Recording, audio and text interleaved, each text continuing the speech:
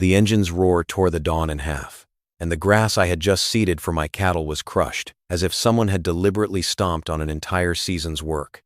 I stepped onto the porch and saw an ATV charging straight across my field, the music pounding, its tires flinging dirt high like a slap across my face. The coffee was still hot in my hand, but something inside me went cold.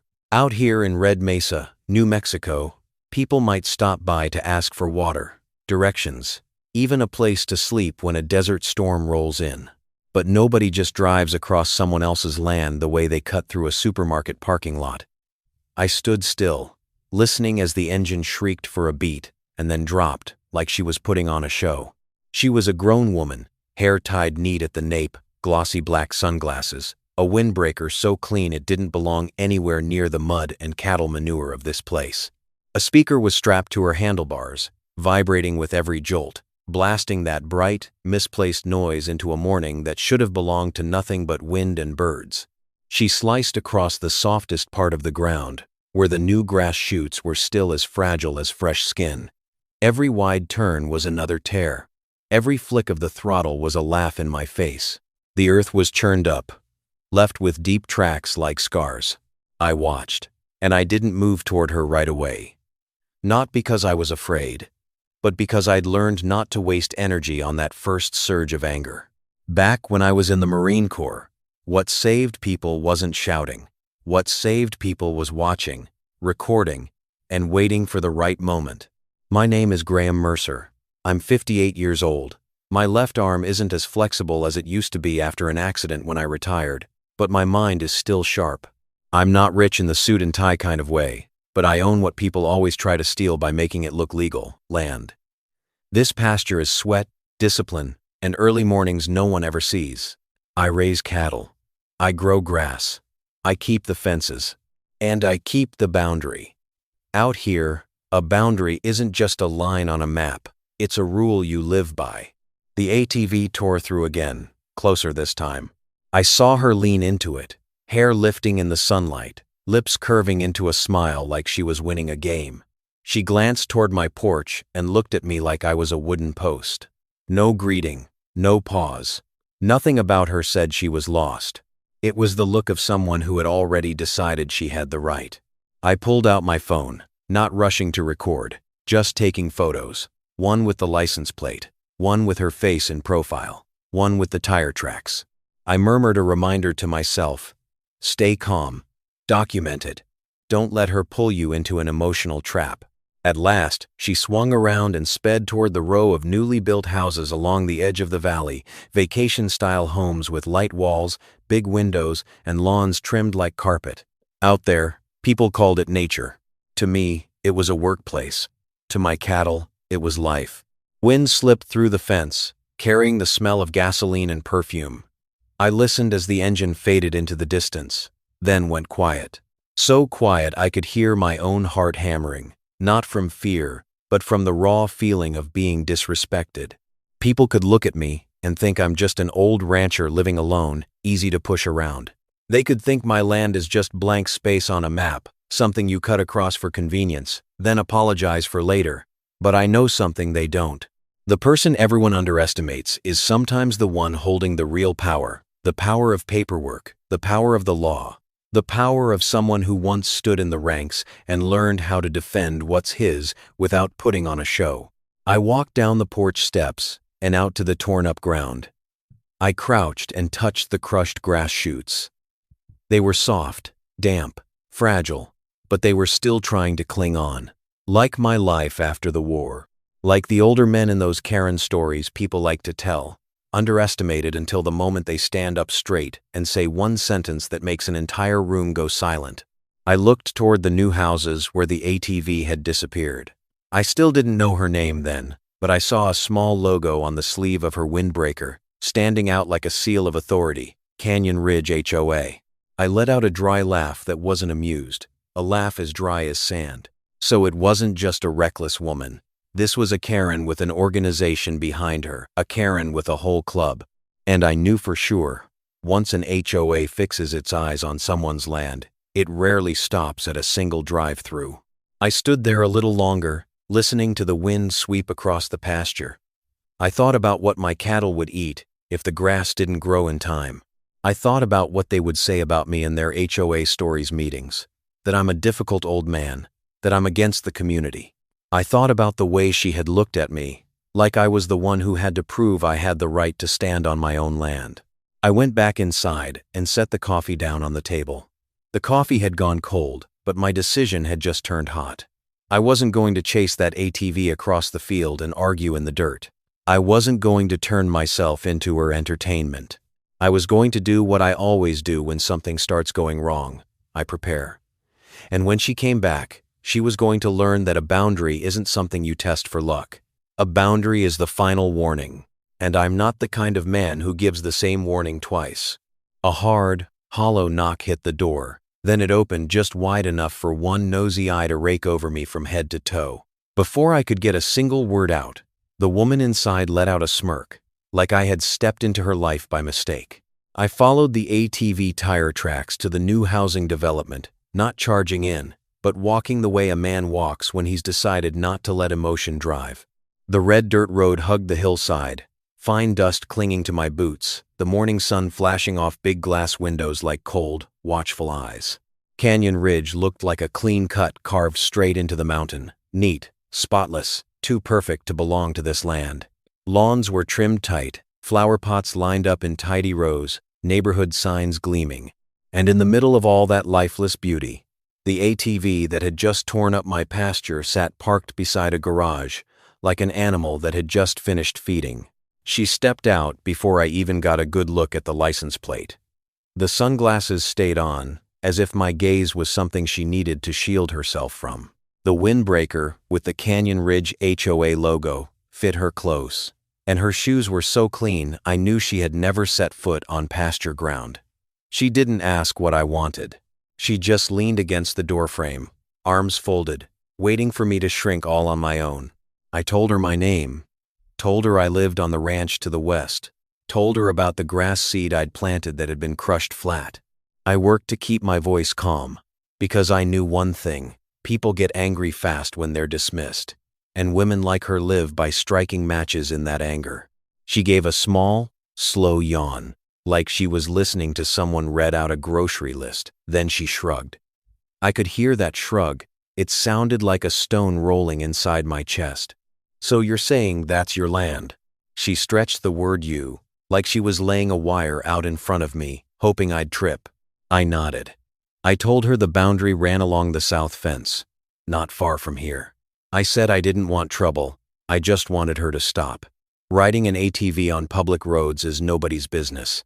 But cutting across my pasture is trespassing. It's damage. It's grass money, feed money, the cost of the whole dry season. She laughed, short, sharp, cold, like someone had just told her a funny story about a farmer who thought he mattered. Prove it. She said it and tipped her head. Prove it, like it was a spell she knew by heart. I felt heat rise in my throat, not from anger, but from a slow, burning humiliation. Sometimes people don't hit you with fists. They hit you with a look, with the way they turn your truth into a joke. I watched her lips, pale lipstick, that smile too certain. I noticed her glossy painted nails, the expensive watch flashing under the sun.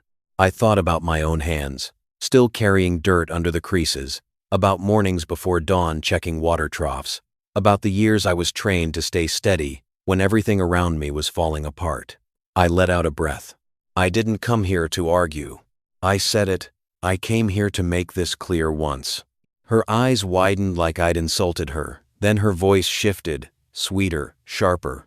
Do you even know who I am? I'm the HOA Landscaping Commissioner. Canyon Ridge has rules. We have standards. And you're right up against our neighborhood. If you think you can come out here and give orders to residents, you're wrong. That was the moment I understood the ATV was just the surface. The deeper current was what she was really doing. She wasn't only riding, she was testing the line, testing whether the word HOA scared me, testing whether I would back down when she invoked collective power. I looked past her shoulder and saw papers laid out neatly on a table inside, a thick file folder with a hard cover, Canyon Ridge OA printed bold on the front, not random paperwork waiting to be used. I saw a map folded in half, a staple mark pressed into one corner. Everything in her home was spotless, but the preparation felt dirty, like a plan that hadn't been spoken out loud yet. I gave a faint smile, not mocking, just the kind of smile you give when you've finally seen the board. She thought I was some old rancher living alone, easy to scare. But she didn't know I'd worked with people where a single signature could shift the fate of an entire stretch of land. She didn't know I could read paperwork the way I read tactics. And she definitely didn't know real power isn't about loudly bragging who you know. Real power is what you can prove when someone demands you prove it. I didn't say any of that. I just nodded, like I'd heard an ordinary introduction. Then that's even better, I said, because I like standards too, I like rules too, and most of all, I like clear boundaries. She frowned. She wanted me to blow up. She wanted me to lose control. She wanted me to say one wrong thing so she could have a reason to file something. But I didn't give her that. I pulled out my phone, opened my notes, and read a line out loud like I was reading a report. Today, I notified you in person. You have been told to stop trespassing. If you continue, I will document it and handle it through the law. She stared at me like I was someone daring to challenge the unwritten rules of her world. Her lips pressed tight. Then she laughed again, but this time it wasn't fun. Go ahead and try. She said it. I know the mayor. I know people at the county. And you're just an old man with a rusty fence. I turned my back, not because I'd lost, but because I didn't need one more word to understand her. I walked down the steps, hearing the door slam hard behind me. In that moment, I felt two things living together in my chest. One was exhaustion, because I knew a fight with an HOA is never clean. The other was certainty, because I also knew I wasn't the one being led anymore. I walked toward my pasture. The wind picked up. I stared at the tire tracks like knife cuts in the earth. And one thought snapped into place, clear as an order. She had just chosen the wrong man to underestimate. When I got home, I didn't rush to drink my coffee. I opened a drawer and pulled out an old file folder. Inside were my land documents, boundary maps, the things I always kept the way you keep a vow. I set it on the table, let my hands fall still, and the feeling of the soldier I used to be came back, not in gunfire, but in the silence before a different kind of battle. Tonight she would sleep easy with that cheap sense of victory. Me, I was going to start preparing. Because if Canyon Ridge HOA wanted to turn this into a Reddit story, I would be the one writing the ending, not with anger, but with truth. And truth always has weight. The next morning, just before the sun could lift over the horizon, the ATV roared again, and this time, it drove straight into the sign I had just put up, flinging the metal aside like it was flinging my warning aside. The impact cracked sharp through the air. Then the tires ground into the dirt, the throttle punched down, and it tore off like someone who had just thrown a rock through a stranger's window only to hear the glass shatter. I stood in the darkness of my porch, staring at the sign lying crooked and warped, the words private range scraped and gouged. My first feeling wasn't anger, it was cold. A familiar kind of cold.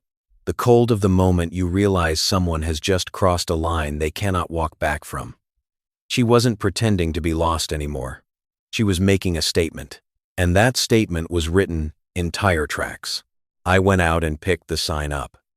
The metal still trembled lightly in my hands, like the heartbeat of something that had been insulted. I set it down, then looked at the tire marks slicing across the new grass rows. Some of the shoots were crushed so completely they blended into the mud, disappearing like they had never existed. I heard the cattle in the pen breathing hard, like they could feel the disturbance too. The old bull, Ranger, scraped his hoof against the ground, a dry, harsh sound, like a warning. I didn't say anything. I just did what I always do when I meet someone who likes testing limits. I documented it. I took photos. I marked the spot.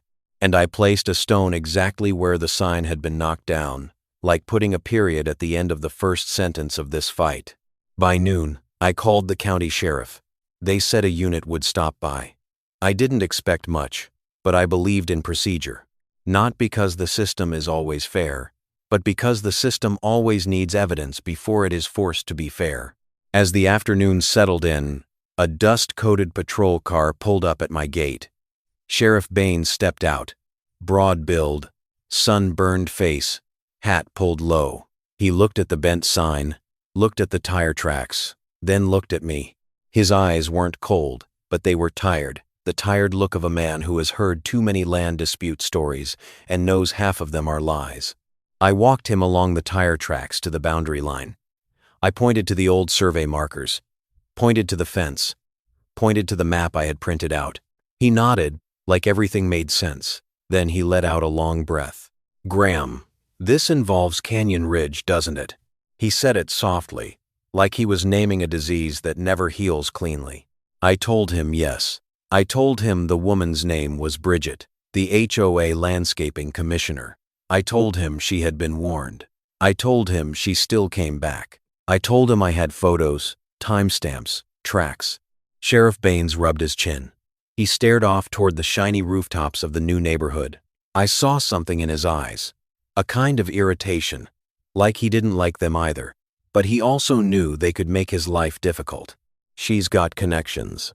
He said it. He didn't name names, but I understood. I looked straight at him. "Connections don't change a boundary." He laughed, but it wasn't a happy laugh. "No, but they change how many calls I have to deal with." He said he would stop by and speak with her. He would document it. He would leave me the case number. He told me if she came back, I should call right away. I nodded. I thanked him. I didn't beg. A man like me isn't used to begging. But when he got back in his car, I knew this wasn't going to be solved with a single conversation. And just like that, the next morning Bridget showed up not alone.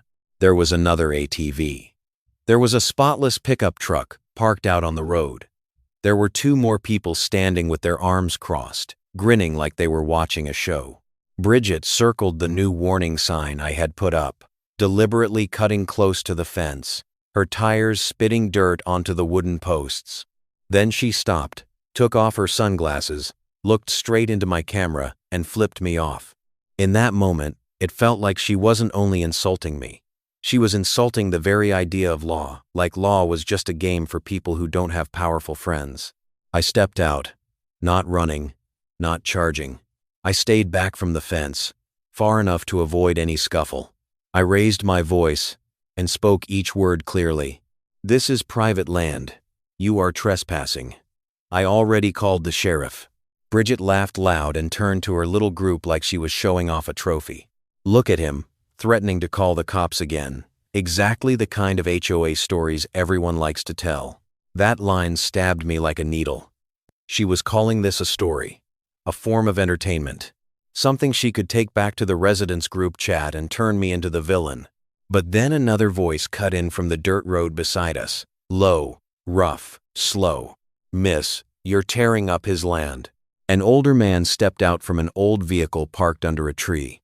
He was tall, shoulders slightly hunched, a faded baseball cap on his head, an Air Force jacket on his back.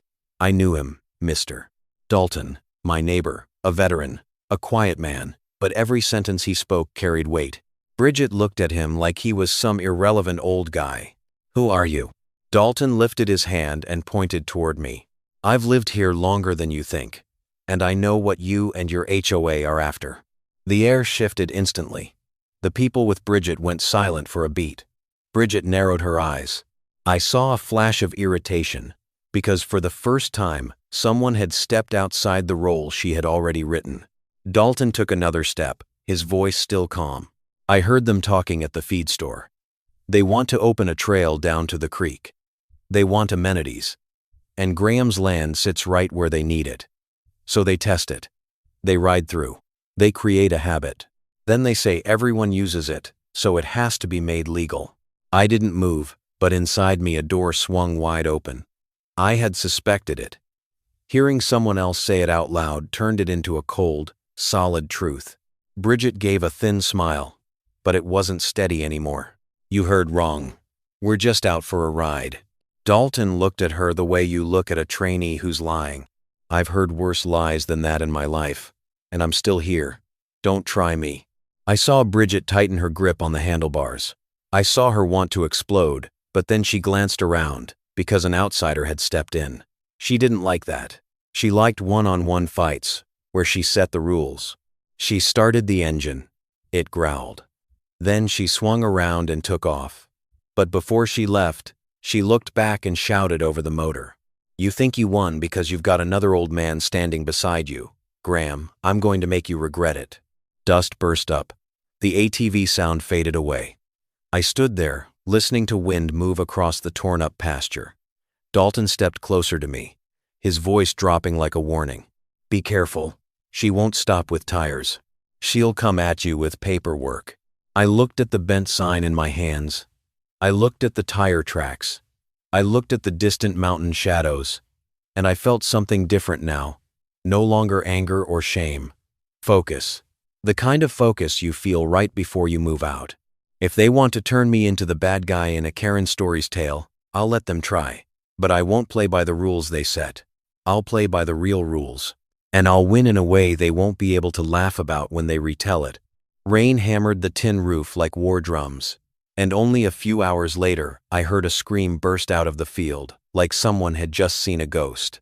When I ran outside, I saw Bridget's ATV buried halfway in the mud, the wheels spinning like they'd gone mad, and there she was, scrambling high up onto a fence post, gripping it like she was about to fall, eyes wide at what was coming closer. The ground in Red Mesa is usually dry as bone. But when rain comes, it turns into a trap. The surface can look firm, but all it takes is one impatient wheel and it will swallow you whole. I know that. I live with it. I dig drainage ditches where they belong. I avoid soft patches the way you avoid an empty promise. Outsiders don't. They look at a pasture like it's a playground. They think everything can take one more burst of throttle. Bridget had come back. I knew she would come back. I just didn't expect the sky itself to pick the timing for her first lesson. That morning, black clouds dropped down like a heavy blanket, the wind slipping through the fence and making the reflective tape I'd hung there clatter and twitch. I had just finished checking the water troughs for my cattle when I heard the engine. It wasn't the confident roar from the days before. It was a strangled throttle, a motor screaming in panic. Then came the scream. I ran out, rainwater slashing my face, cold and sharp. The ATV sat crooked, the rear wheel sunk deep to the axle. Mud wrapped the tires like chains. Bridget was up on the fence post, soaked through, sunglasses gone, her heavily made-up eyes trembling. "Don't just stand there. Help me," she shouted, her voice cracked. I stopped a few steps away. I looked at the ATV. I looked at the tracks it had carved, straight across the section where I had just dug a drainage ditch. I looked at the grass that had been torn up all over again. And I looked at Bridget. For the first time, she wasn't the one setting the rules. She was just a woman in panic because she knew she had gone too far. But what terrified her wasn't only the mud. From the direction of the pen, a large shape was moving closer. Ranger, the old bull. He wasn't running. He was walking. Slow, heavy. Each step made the mud sink with a soft gulp, like the earth was breathing. His horns curved, not too long, but long enough to look like weapons to anyone who's never been near a bull. He snorted, hot breath rising and mixing with the smell of rain and wet soil, creating something primal that makes human instinct scream, "This is not your place." Bridget saw Ranger and shrieked, her voice so high it sounded like she was being strangled. "He's charging. He's going to kill me." Ranger wasn't charging. He just came closer to the fence, stopped at a safe distance, and stared. He stared like a living statue, like he was weighing whether the shaking figure on the post was a threat to the herd. I could hear Bridget's heart. I could hear my own too, but my rhythm stayed steady because I knew Ranger. I raised him. I understood him. He wasn't a monster. He was simply truth made of flesh and bone, the kind of truth you can't intimidate with HOA paperwork. I lifted my hand and signaled Ranger to stop completely. He scraped one hoof, then held still. I turned to Bridget. "Calm down. He's not crossing the fence. You're in a cattle area. You chose to come in here." That line poured fuel onto her humiliation. I saw her lips tremble, her eyes red, fear and anger tangled together. In her mind, she was never the one in the wrong. She was only the one who got unlucky. "Get my ATV out," she snapped, her voice tight. I stepped toward the ATV and assessed it fast. If I pulled wrong, it would sink deeper. If she gunned it again, it would turn the ground into a mud pond. I glanced around and saw her phone recording. Set on a broken stake, the camera pointed straight at me. Even in panic, Bridget didn't forget to record, didn't forget to turn everything into evidence that favored her. That's the instinct of a Karen type. Always needing a story. Always needing a version where she's the victim. I walked over, bent down, and picked up the phone. The screen trembled from the rain, but it was still filming. I looked into the lens for a second. I didn't say a word, I just looked. Then I set it on a higher rock and widened the angle, so it could see everything, so it could see the truth. I knew that later, if this ever became a Reddit story, people would cut and trim it 100 ways. But truth doesn't like being cut. I went to the shed for a tow strap. I used my pickup, hooked the cable, and pulled slowly. Mud popped up in heavy clumps, splattering my jacket, my face. Bridget stayed on the fence post, breathing hard like she had just run from her own arrogance. Ranger stood close to the fence, eyes locked on her, like a silent gatekeeper. When the ATV finally shifted free, Bridget let out a breath of relief, like it was something she was entitled to. She jumped down, her foot slipped for a second, she nearly fell, then she straightened immediately, trying to reclaim her arrogance. "You think this is how it ends," she said, forcing her voice tough even while it still shook. "You threatened me with a bull. I'm going to sue you." I wiped mud from my hands and looked straight at her. "I didn't threaten you. You threatened yourself.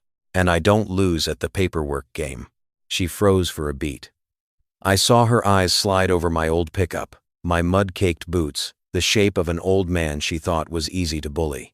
Then her gaze hit something she couldn't understand: calm, certainty. The certainty of someone who knows his documents are right, his boundaries are right, and he has the patience to let his opponent reveal herself. Bridget climbed onto the ATV and started it. The engine sound wasn't playful this time. It growled like a wounded animal. Before she left, she turned back, eyes blazing, and spoke like a curse. "You'll regret this, Graham Mercer. The HOA won't let this go."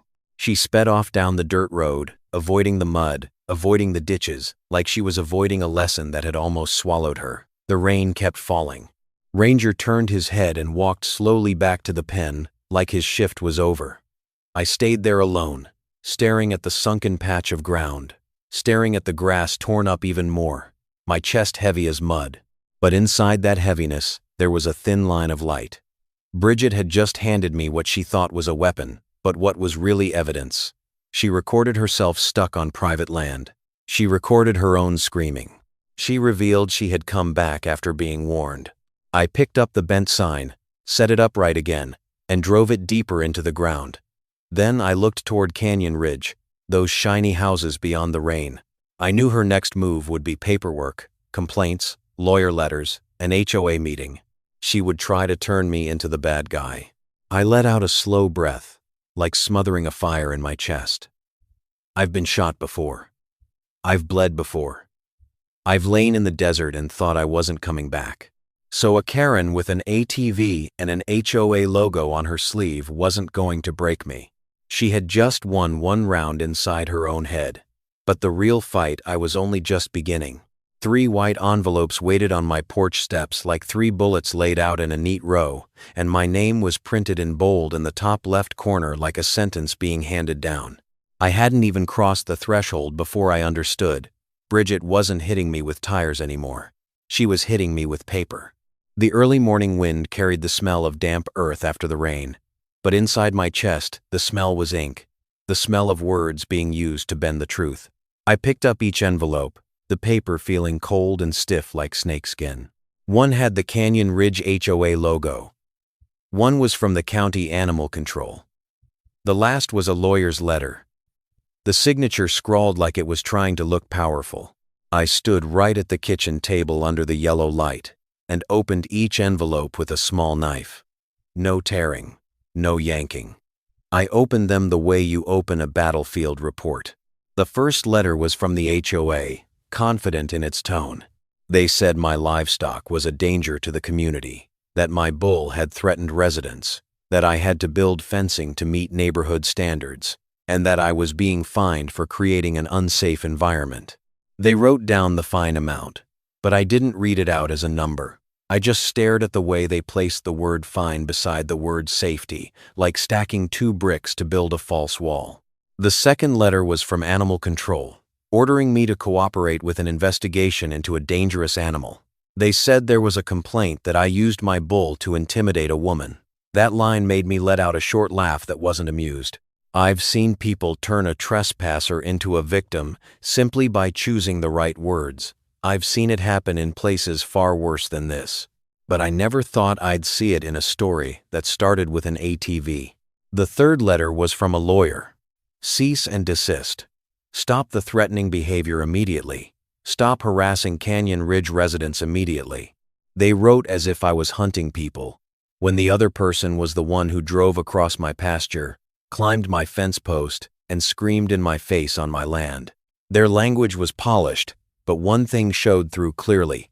They had no real details, no timestamps, no specific evidence, just broad statements, the kind you use to scare someone who doesn't know the law.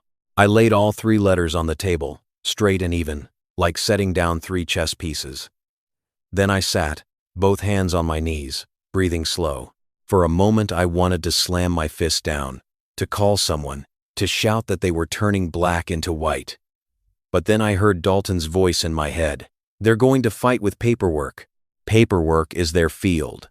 But paperwork is my field too, if I'm willing to stand up and step into it with the calm of someone who understands the law better than they think. I took an old souvenir magnet and pinned all 3 letters to the refrigerator, not out of disrespect, but because I wanted to see them every time I walked past. I wanted to remember, this was no longer about crushed grass.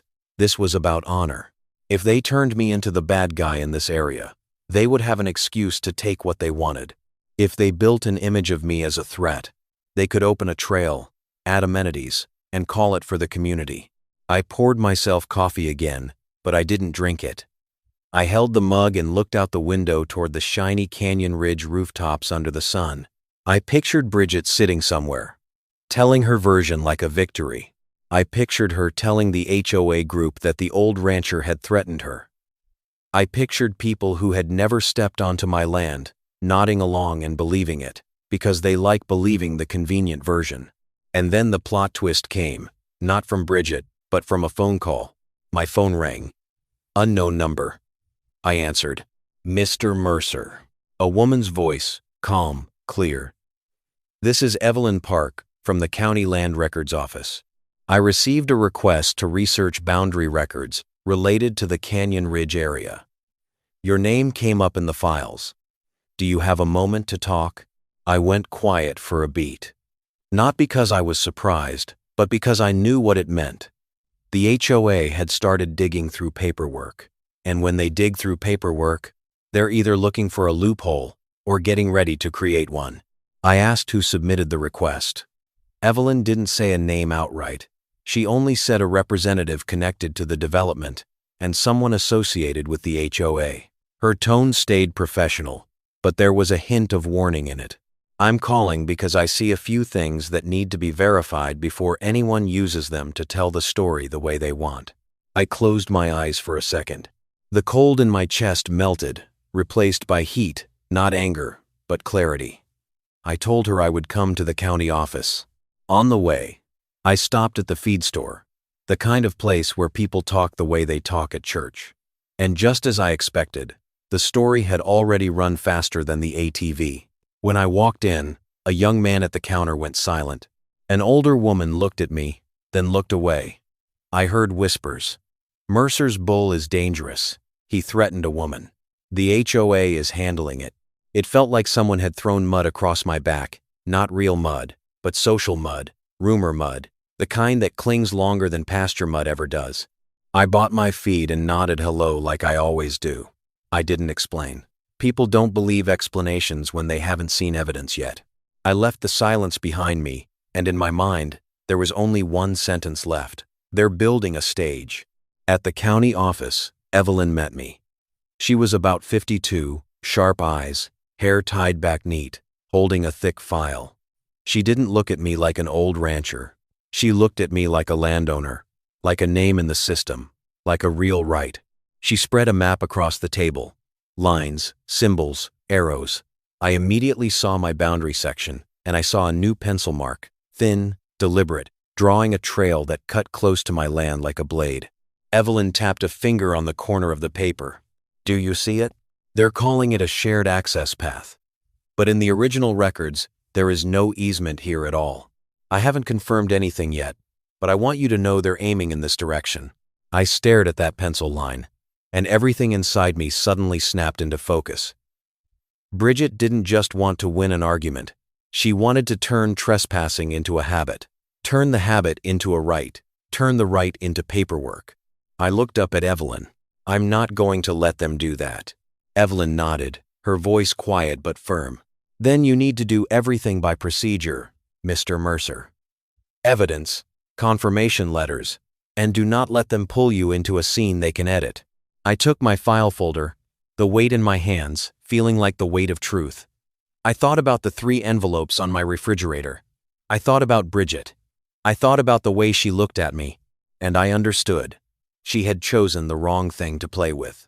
I'm not the kind of man you scare with paper. I'm the kind of man who has lived by paperwork, by discipline, by staying calm on the worst days. And if the HOA wants to turn me into a story, I'll turn that story into a lesson. That night I came home, stood in front of the refrigerator, and looked at those 3 letters. I didn't see them as threats anymore. I saw them as fingerprints, the fingerprints of someone who had revealed themselves. Outside, the wind moved across the pasture. Ranger lay quiet in the pen, and I knew the next round would not be fought in mud. It would be fought on white paper. But this time, I would be the one holding the pen. I woke up and saw a fresh set of tire tracks cutting straight through the spot I had reinforced the night before, like someone had snuck into my house just to leave a shoe print on the carpet. The feeling wasn't anger anymore. It was deliberate humiliation. And right then, I decided that if they wanted to turn my land into a playground, I would turn that playground into the place where they would have to stop on their own. I couldn't build a tall wall in the middle of the desert, and I couldn't stand guard at the fence all day. I still had cattle to tend, water to check, grass to save, but I had something they didn't think I had. I had time to think, and I had the discipline to turn thought into a plan. I started with small things, things that irritate people but can't be called violence. I hauled out a pile of old decorations from the shed, ragged scarecrows, a few ugly garden statues a friend had once left behind. I planted them along the path Bridget liked to tear through, like a silent line of sentries. I hung reflective tape low at knee height, just enough to flash under the sun. I added more warning signs, big, clear letters, not a challenge, just the truth. Private land, cattle area, no trespassing. From a distance, my pasture looked like a place that didn't welcome reckless behavior. Up close, it looked like a reminder that anyone who stepped through here would be recorded, would be seen. That afternoon, Bridget showed up like a poisoned wind. She wasn't riding alone anymore. There were 2 more people with her. A spotless pickup rolled slowly along the road like an escort. And I immediately saw a phone raised up. The camera aimed at me, like a gun whose bullets were edited narration. Bridget stopped at the edge of my land, looked at the scarecrows, and burst out laughing. Oh my God, he's so scared he put up scarecrows to threaten us. Her voice carried, deliberately loud so the person filming would catch every word. A man with her laughed along, the laugh of someone standing near power and thinking it makes him bigger too. Another woman glanced around, hesitant for a moment, but she stayed, unwilling to look weak. I stood behind the fence and didn't step too close. I held distance the way I hold principle. This is private land. I warned you. I'm recording. I said it evenly. Bridget shrugged like I was reciting meaningless rules. Then she climbed off the ATV, walked straight into my pasture, and deliberately kicked one of the garden statues. It toppled over. She laughed and turned to the camera like she was showing off. In that exact moment, her foot slid on the dried mud left behind after the rain. She lost her balance. She didn't slam her face into the ground, but she fell hard enough to tear a strip through her arrogance. She caught herself with her hands, mud smearing her palms, streaking the knees of her windbreaker. The whole group froze. The person filming hesitated for a second, then tried to shift the angle, like they wanted to hide it. Bridget sprang up fast, eyes blazing with embarrassment. She couldn't stand being humiliated by the ground, and like every Karen, she immediately looked for someone else to blame. "This is dangerous. You set a trap so I would fall," she shouted, as if shouting could turn mud into a crime. I looked at her, and inside me a cold voice spoke. She had started reshaping the story. She wanted to turn her own recklessness into me attacking her. She wanted to drag me into a world where the troublemaker is always the victim. I didn't argue. I lifted my hand and pointed to the warning signs. Then I pointed to my camera on the post, recording everything. I said one short sentence. "I don't need to set a trap. You walked in on your own." Bridget clenched her jaw. Then she climbed back onto the ATV, started it, and charged straight into the middle of the scarecrow line like she wanted to crush every warning. Tires flung dirt. Reflective tape snapped upward. One scarecrow got knocked flying. In that moment, she looked exactly like a child smashing things because someone dared to correct her. I stayed still. My hands didn't shake. But in my head, a bigger plan was taking shape. That night, I dug a shallow trench in the soft section of ground where the ATV always charged in, not deep enough to cause injury, only enough to make a wheel jolt, enough to force anyone riding to slow down if they didn't want to lose control. I covered it with a thin layer of straw, not to disguise it completely, only to make it look like normal pasture ground after rain. I planted reflective stakes on both sides. If someone was careful, they would see it and avoid it. If someone charged in on arrogance, they would learn a lesson. No blood, no broken bones, just one hard jolt and a decision to stop. By the time I finished, it was dark. Wind moved across the pasture with a rustling sound, like the earth whispering. I stood there looking at the trench and let out a breath. In the beam of my flashlight, it looked ordinary, but I knew the things that change a game often start as something ordinary. The next morning, Bridget came back earlier. I heard the engine in the distance. My heart didn't race. I checked the camera position and made sure it was running. I stayed in the shadows and watched. Bridget blasted in like always, like speed was a right. She didn't look at the reflective tape. She didn't look at the stakes. She only looked toward my house, wanting me to see she could still do it. Then the front wheel hit the trench. A violent jolt. The ATV popped up, not flipping, but enough to jerk Bridget hard, the handlebars twisting, the rear wheel spinning wild. She slammed the brakes. Mud sprayed. The engine roared like it was angry. She stopped in the middle of the pasture, stood up, and started yelling, barking orders at her friend's camera. "Film everything. This is proof." He set a trap. I stepped out of the shadows slowly, steady. I didn't rush her. I didn't smile. I just said one sentence that cut her story in half. I placed reflective stakes. I hung warning tape. And I have camera footage showing you charged in. Bridget stiffened. I saw fear flash in her eyes, because for the first time she realized every punch of her throttle was turning into evidence. And then the second plot twist slipped out of someone else's mouth, a strange man's voice from the edge of the road. "We shouldn't be doing this anymore. The HOA doesn't want to get hit with a lawsuit, Bridget." She whipped around and glared like she wanted to swallow him alive. But the words were already in the air, already on camera, already inside the truth. I looked at Bridget. I looked at the people with her. And I understood their unity was cracking. When mud starts sticking to shoes, when risk starts becoming real, the people who only like power on paper back away faster than anyone. That night, I cleaned up the toppled scarecrows and set them upright again like guards. I stood alone in the pasture, listening to cattle chewing in the pen. Part of me felt sad, because I don't like turning my land into a battlefield. But another part of me felt calm, because I knew I was taking back what was mine without losing myself. If they think I'm just some country old man, they will keep making mistakes, and every mistake will become another brick. I'm not building a wall to block them. I'm building a path that leads them out of my life. I realized an eye was watching my house, and it didn't belong to any camera I owned. It was a tiny black dot fixed tight beneath the shed roof, pointed straight at my kitchen porch like a stalker that didn't need to breathe. At first, I thought I was seeing things.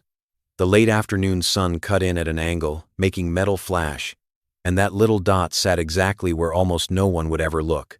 But the instincts of a man who lived for years under discipline told me dangerous things rarely appear in obvious places.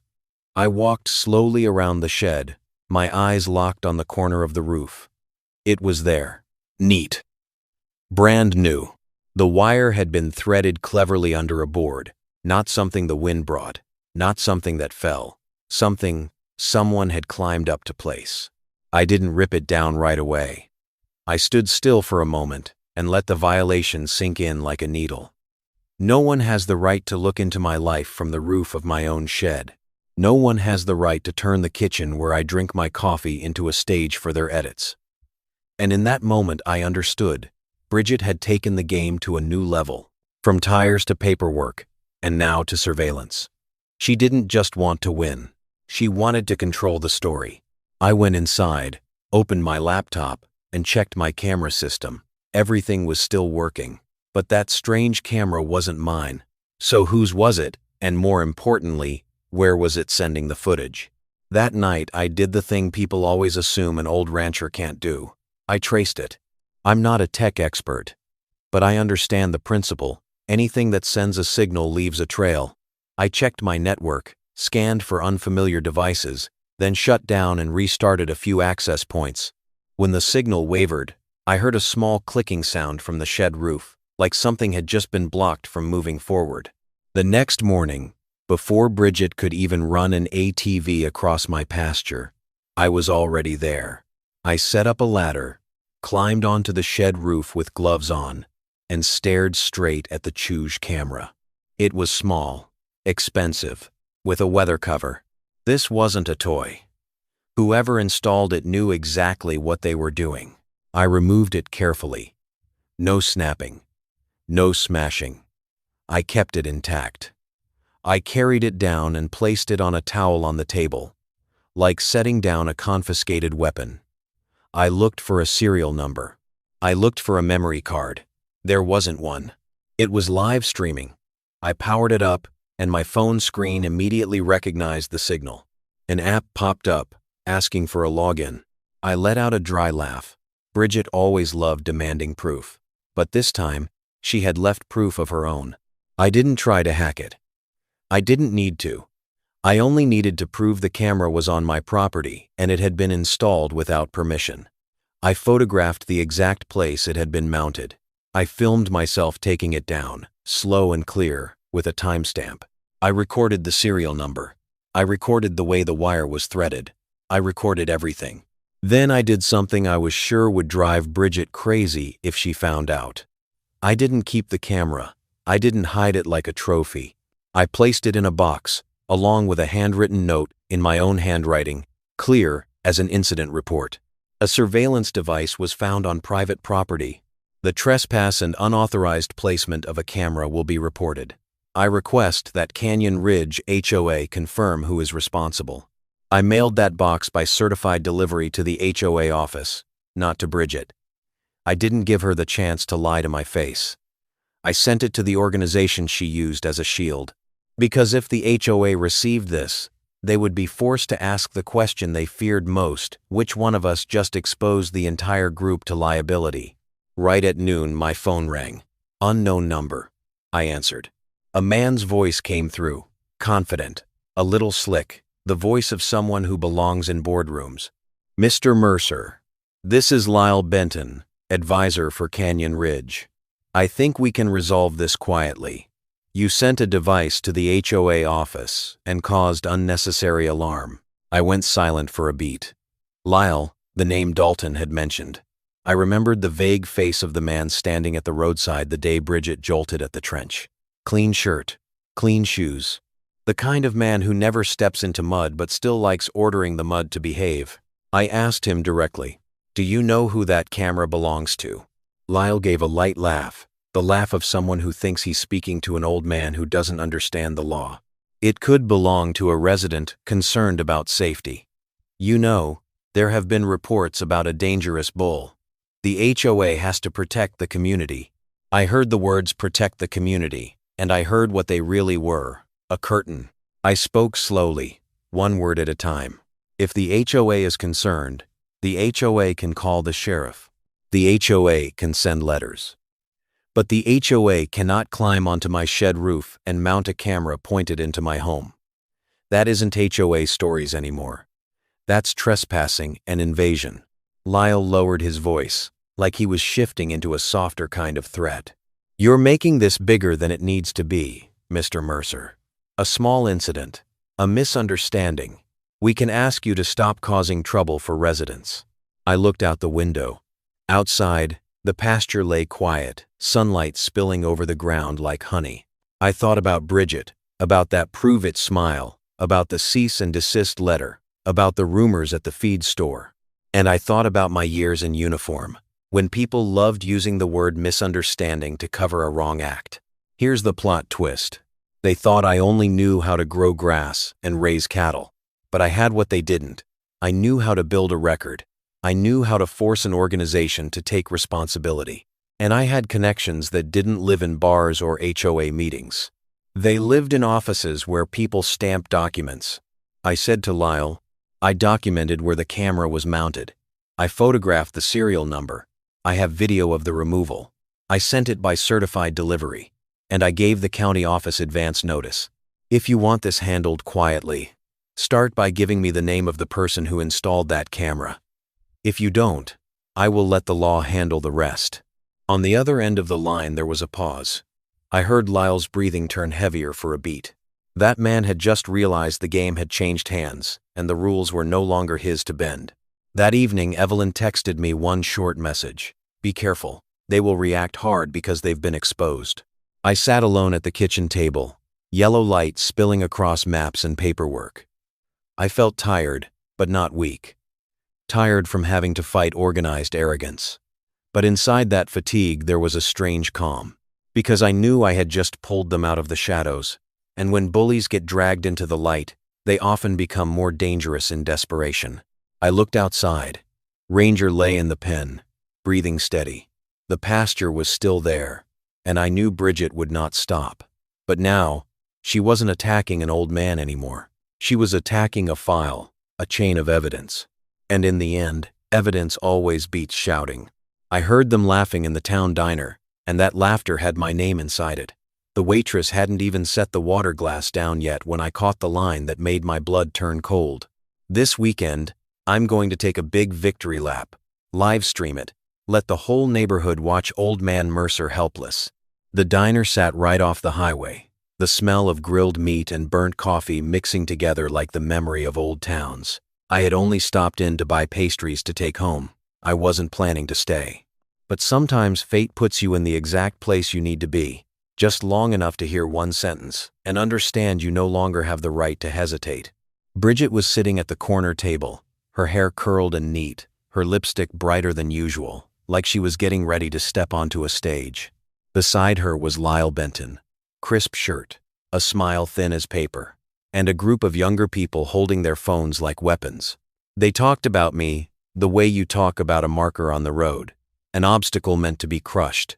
I stood behind the counter with my back turned, but my ears were wide open.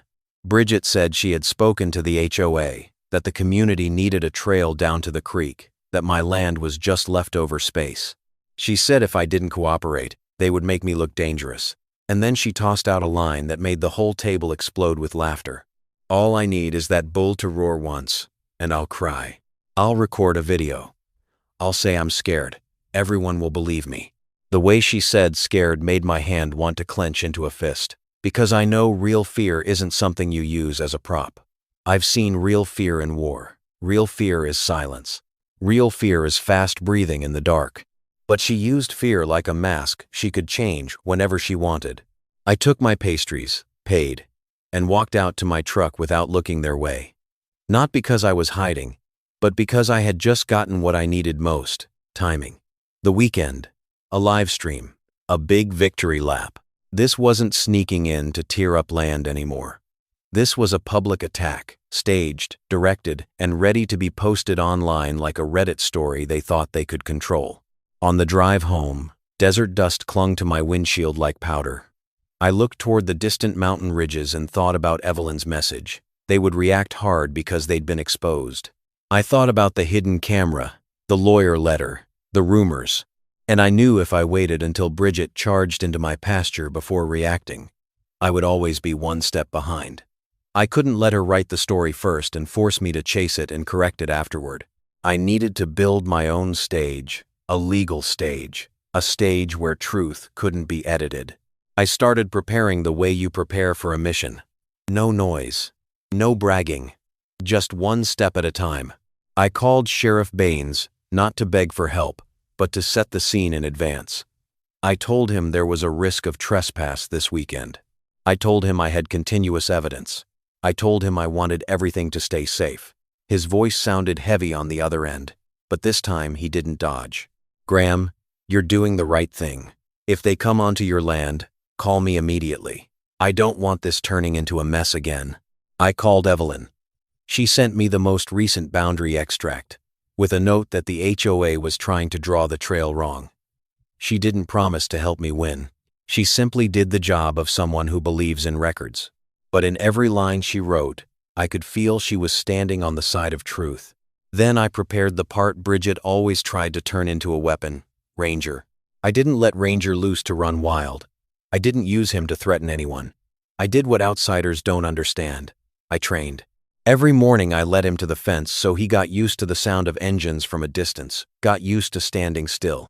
I rewarded him when he stayed calm. I held the lead tight, kept distance, kept principle. I wanted Ranger to be a symbol of the boundary, not an accident.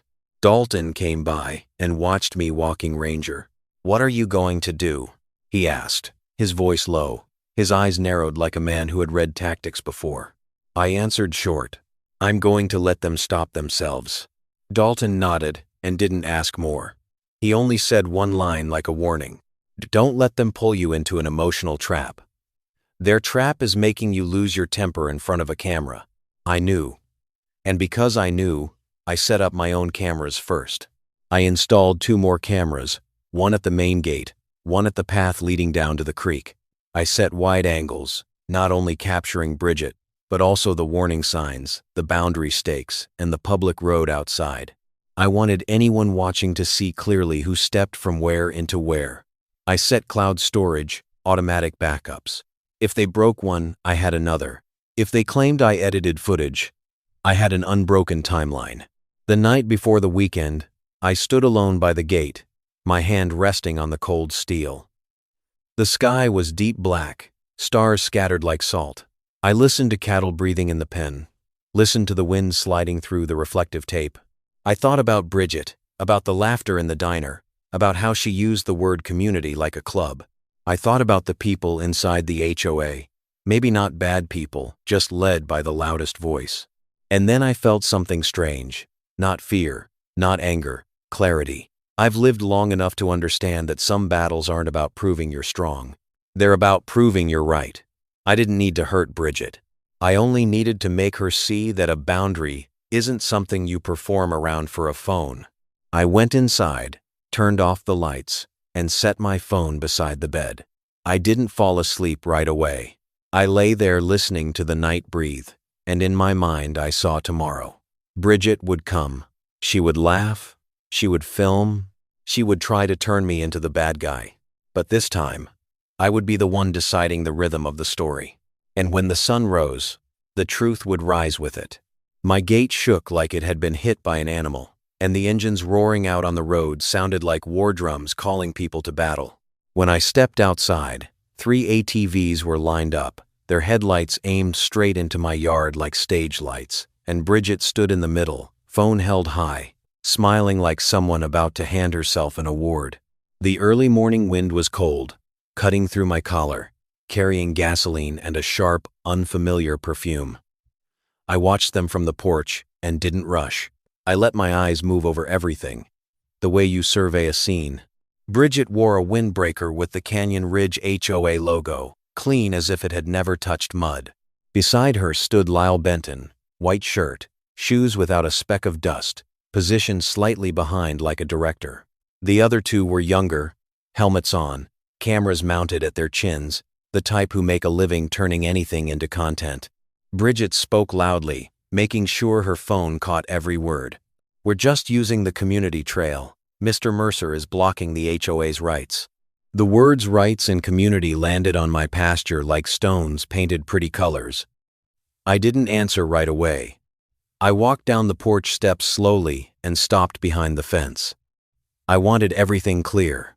I wanted the distance clear. I wanted anyone watching the clip to see I never rushed at them. I said calmly, "This is private land. There is no easement here. I warned you. You are trespassing."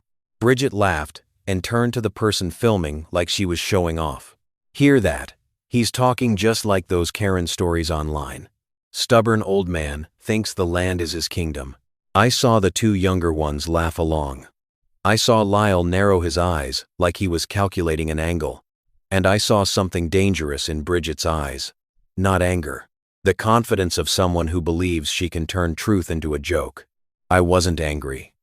I just pointed to the warning signs, pointed to the reflective stakes, then pointed to my camera on the post. I said one short sentence. "Everything is being recorded." Bridget shrugged. "Record it. Prove it." That line came back like a boomerang, only this time it flew straight at her. She revved the engine. One ATV shot through the gate, the tires hitting the exact dirt path I knew they would choose. I watched the shadow of the machine glide past. I heard the soft ground compress beneath the tread. I heard the throttle climb. And then I heard the jolt. It didn't flip. It didn't crash. But it was hard enough to jerk the frame like something had yanked it backward. The rider slammed the brakes.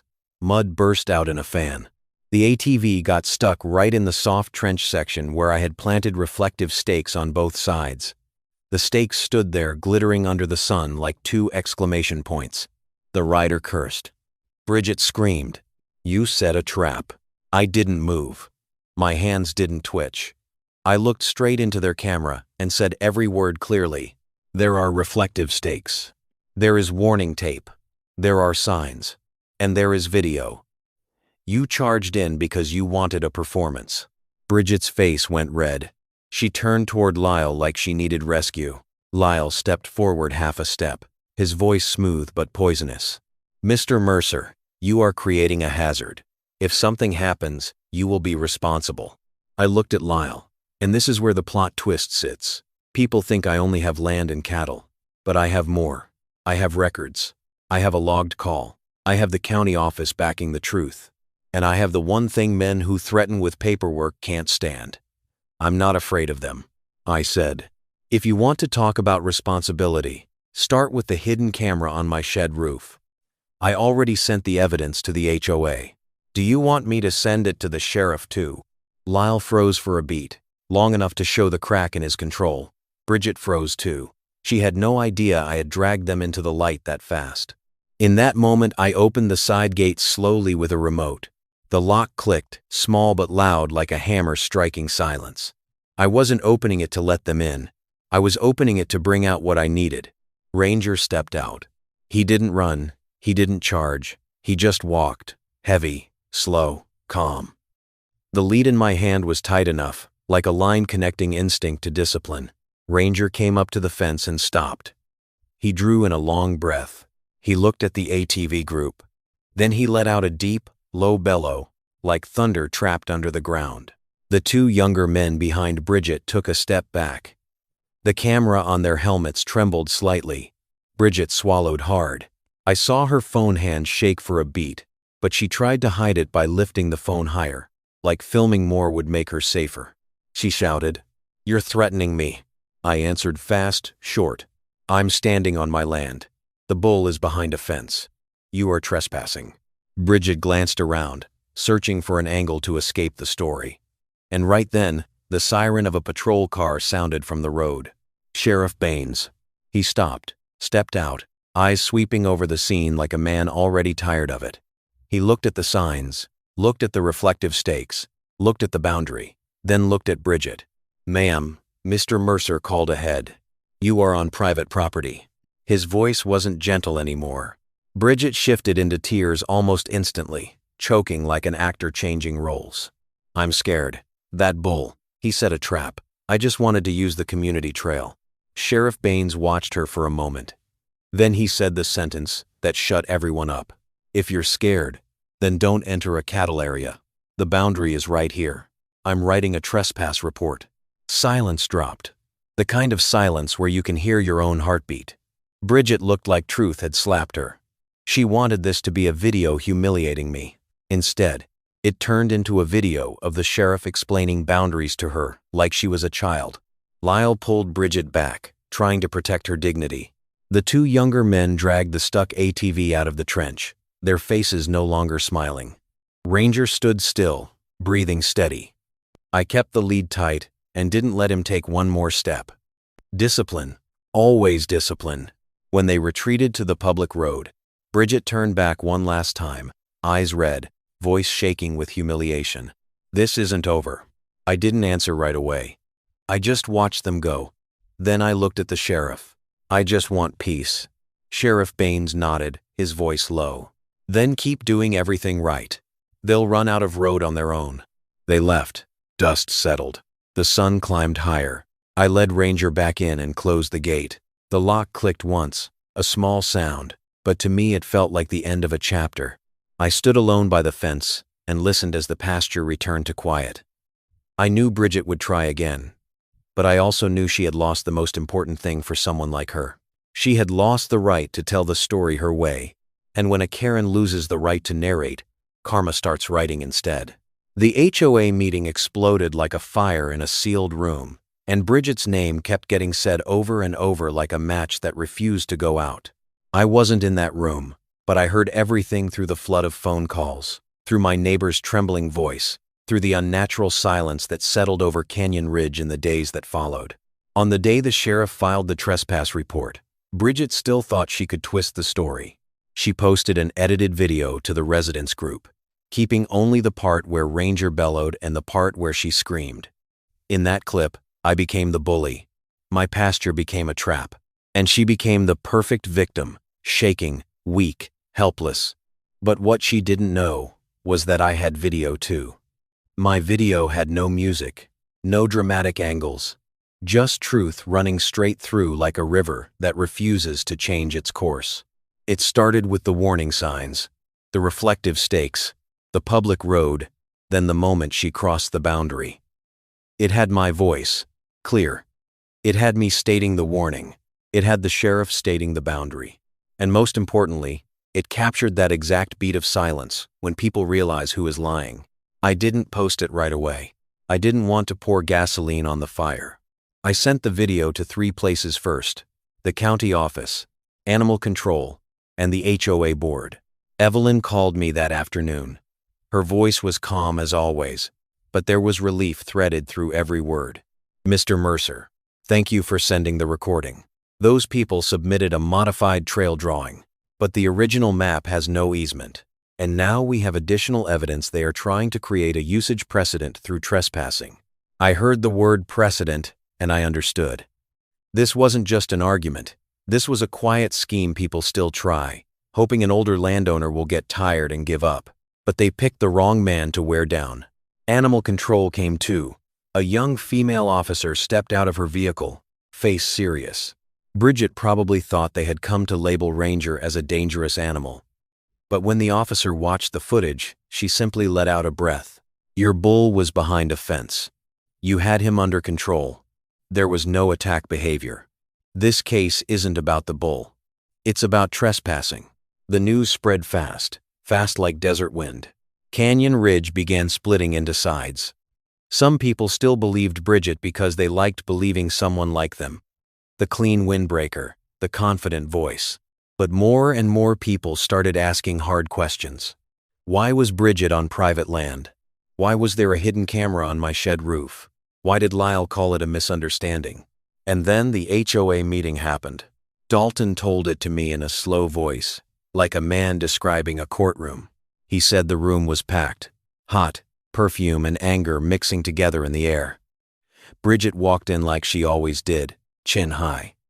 But this time people didn't look away. They stared straight at her.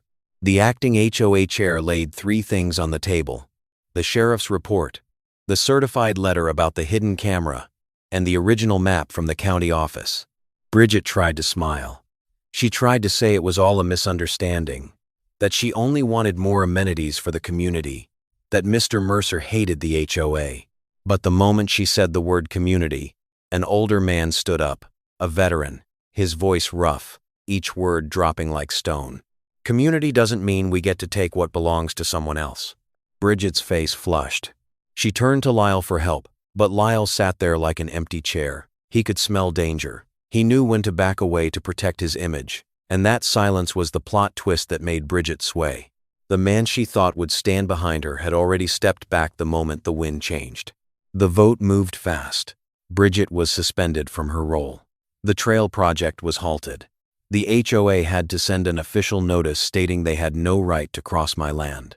They had to apologize in writing, not because they were kind, but because they were afraid of liability. Bridget vanished from the town diner.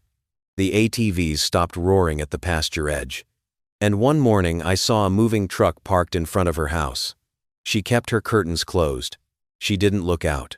No more showing off. No more prove it.